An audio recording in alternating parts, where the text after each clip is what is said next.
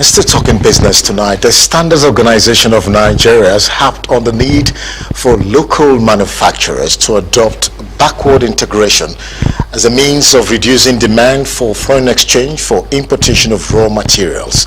The Director General of the agency, Osita Boloma, made the call on Monday while presenting manufacturers' assessment and conformity program certificates in Lagos.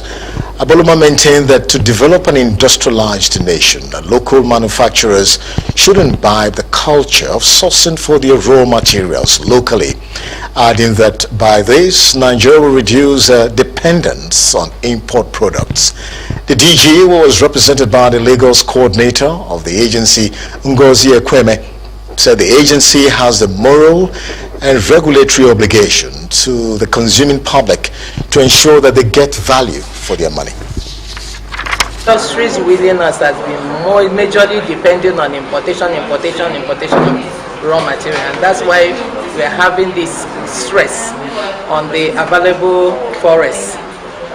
And government has determined if it's the raw material that can come from farm, they want farmers to gear up and get the raw materials out.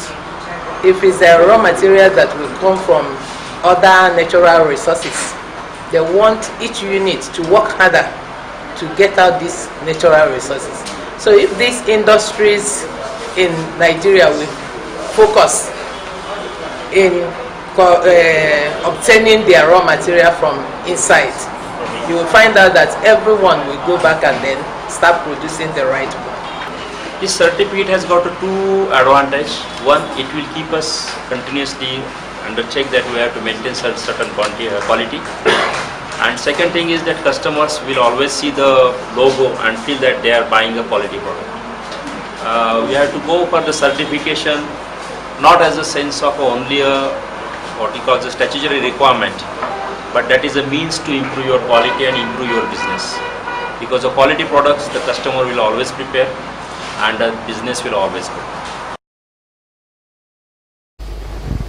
And finally, on the business news segment tonight, energy affordable credit system, reduced taxation rate, hassles, and improved housing scheme have been identified as stimulus for entrepreneurship growth in any developing economy. Deputy Governor of Osun State, Titi Laoye Tomori, a former governor of Cross River State, Donald Duke, and some economic experts made the assertion at an annual lecture of Ife in Ile-Ife, Osun State. Correspondent Abbas Okondija reports that speakers advocated government policy that will create enabling environment for entrepreneurs to possibly affect the country's gross domestic product, GDP. They, however, agree that with constant energy supply, Nigeria has other potentials to becoming a developed economy through entrepreneurship. The central lesson we have learned so far through our checkered history as a nation is that our economy could best be driven, sustained, and moved to a place of pride and prosperity through a private entrepreneurship in which the creative energy of the people is released and enhanced by the